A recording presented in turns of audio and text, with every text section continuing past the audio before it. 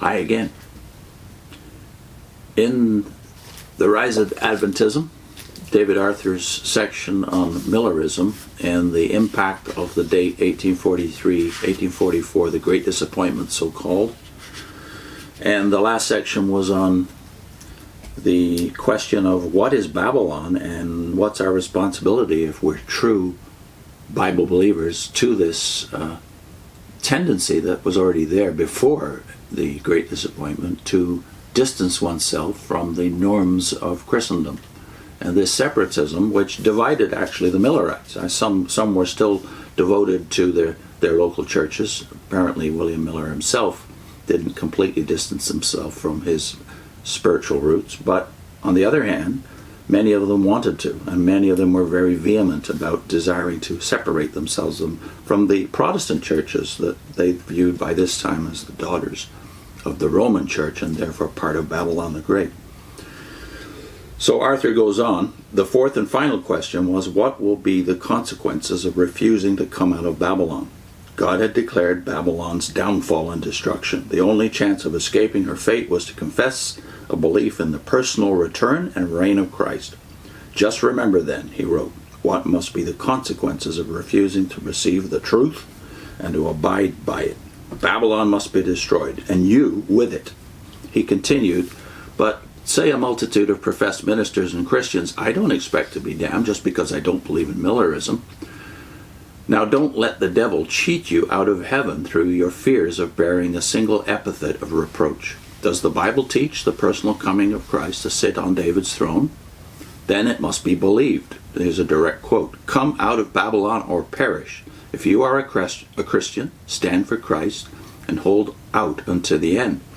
I do not undertake to say how many in these professed Christian sects will be saved or lost, but I hesitate not to say that every individual among them who is found a true child of God in the end will cease his opposition to Christ's personal reign and be found at last faithfully defending the truth. No one that is ever saved can remain in Babylon. End of quote. This sermon received wide circulation. Its greatest impact was in the West. It was published in its entirety in Cleveland and Rochester and in New York City, the place from which Himes sent publications west. Boston and the Signs of the Times received it coolly. It was not long, however, before one of the most respected and effective Millerite lecturers, George Storrs, and one of the foremost editors, Joseph Marsh, who was publishing The Voice of Truth out of Rochester, took up the cry. It now assumed an importance second only to proclaiming the Second Advent. Storrs' views were published in The Midnight Cry. He concluded with Fitch that all the churches were opposed to Christ's appearing and thus were part of Babylon. To remain in them was death, and true Christians could not do so. Storrs further warned against establishing another church. Quote, take care that you do not seek to manufacture another church. No church can be organized by man's invention but what it becomes Babylon the moment it is organized. The Lord organizes his own church by the strong bonds of love. Stronger bonds than that cannot be made. Fitch endorsed Storrs' later argument and announced his own independence of the church and freedom from any creed. The other major exposition of this theme came from the pen of Joseph Marsh, editor of The Voice of Truth, published in Rochester, New York. Writing at the end of 1843, Marsh had come to the conclusion that Adventists should no longer give their support to organizations which opposed the coming of the Lord. Faith and works should harmonize. Quote, he that is not for me, says Christ, is against me. They are not for Christ who oppose his coming at any time. Our duty, therefore, seems plain to me, that our entire influence and support should be withdrawn from all and every opposing interest to the coming of the Lord near. End of quote. Babylon had fallen, and it was God's command to come out. Again, a direct quote here. Quote, remember, you are required to come out, not to tarry until you are turned out. This they will not do. They want your money, influence, and name, if nothing more, to aid in upholding their own sinking cause and to oppose the very one you profess most dearly to love. Can you longer lend your influence in the least for such unholy purposes. Oh, do it no longer. Be willing to bear reproach with Christ without the camp of unrighteousness. Fear not what you will do, or where you will go, if you leave your church. Fear not what you will do, or where you will go if you leave the church. God will take care of all who love and obey him. You have no time for conferring with flesh and blood. The cause is urgent. The storm of fiery vengeance is just ready to fall upon Babylon. Therefore, up, get ye out of this place, for the Lord will destroy this city. End of quote. While earlier arguments made use of the position that Millerites were being turned out of their churches, Marsh now argued that the churches would not turn them out because they wanted their influence and money. Hence they must withdraw. For Fitch, Storrs, and Marsh, one's ultimate salvation had come to depend upon coming out of the churches. Not all Adventists could accept the scriptural arguments and interpretations of these three. Himes sympathized with them, but feared they had gone too far. He wrote in the Advent Herald and Midnight Cry, stating the original position which he and Miller held, that of working among all the churches, disrupting none, and establishing no new one. He spoke of the increasing difficulties which they had confronted in proclaiming their message, especially during the past year. That would be 1843-44, of course.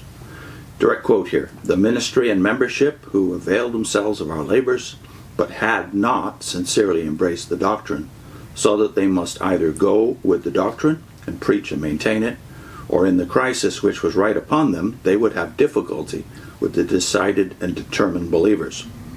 They therefore decided against the doctrine and determined, some by one policy and some by another, to suppress the subject. This placed our brethren and sisters among them in a most trying position. Most of them loved their churches and could not think of leaving.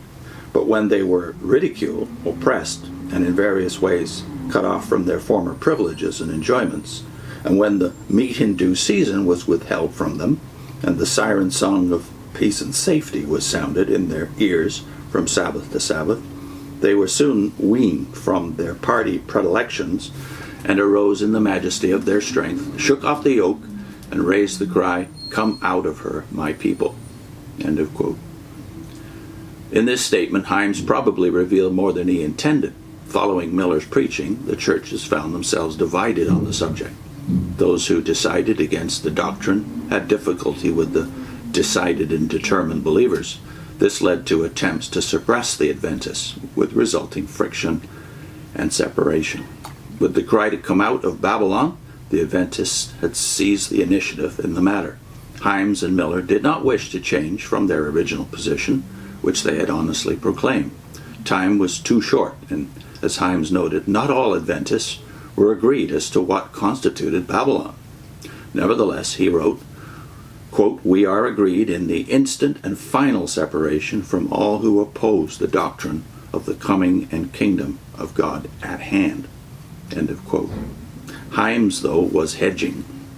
Miller could not support the new cry. In a private letter to Elon Galusha, he expressed his doubts. He felt that the new cry diverted attention from the true issue, the midnight cry, and he feared that the term Babylon was being misapplied.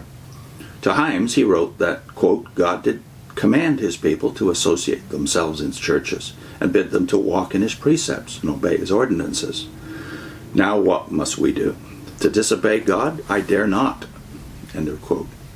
Yet he could not, he wrote, have, quote, "good fellowship with those who by their traditions make void the law of God." End of quote.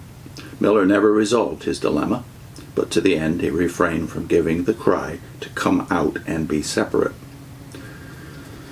This is Arthur's conclusion. To conclude, in the beginning, the Millerites, in proclaiming their message of Christ's return, worked among existing churches. They did not wish to disrupt or divide them, nor did they wish to establish one of their own. In this they were honest. Time was short, Christ's return near. They wished only to arouse the church and warn the world of this truth. But in this matter they failed. Both external circumstances and the internal dynamic of their movement dictated an outcome quite the opposite from the one intended. To accomplish their goal, they established a series of independent institutions, which assisted in developing a sense of separate identity. The majority of Americans, in and outside the churches, did not accept their message. They were not persuaded by Miller's calculations, nor convinced by his use of Scripture. Meanwhile, those who believed grew ever more certain of their possession of truth. As the year 1843 drew near, their confidence and their aggressiveness mounted. They pressed their claims in church meetings and sometimes harassed their ministers. Not infrequently, they became contentious and self-righteous. The thing which they did not want came about. Some churches forbade further discussion of the Millerite position. Others went further, expelling Millerite members. This had not been what the Millerites had expected. Events had taken an unforeseen turn. The majority of Americans had remained unconvinced and had hardened their hearts and closed their doors against them. Some Millerites began to withdraw from their churches, where they found their freedom circumscribed and their belief ridiculed. In churches where they were not made thus to suffer, many continued in their affiliation. Others were not content with such a pragmatic approach, even when based on the principle of liberty. These sought for and found theological justification for separation by applying the terms Antichrist and Babylon to all of nominal Christendom. They were able to conclude that separation was a duty. Indeed, it was a command from God. The churches were damned and lost. Salvation lay only in separation. Not all Millerites could adopt this position. The movement itself was thus divided, although the full consequences of this would not be felt until after the Great Disappointment. Nor were the Millerites agreed on what to do following separation. Some, such as Fitch, Storrs, and Marsh, believed that forming new churches or ecclesiastical organizations of any kind would be against the will of God. Such action would partake of the spirit of Antichrist and place the Millerites once again in Babylon. Others, such as Miller and Himes, believed that God had ordained the establishment of churches and that to remain free of all such associations would be to violate his command. This latter problem did not weigh heavily on most Millerites, who were confidently expecting Christ on October 22nd, 1844. When Christ did not come, they had finally to face the reality of their position and the consequences of their action. How Millerism would fare in the future would depend on the solutions found for this problem. In 1844, few were thinking of the future in these terms.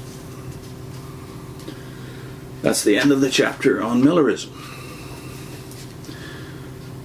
I put in a link to The Minds Who Made the Watchtower.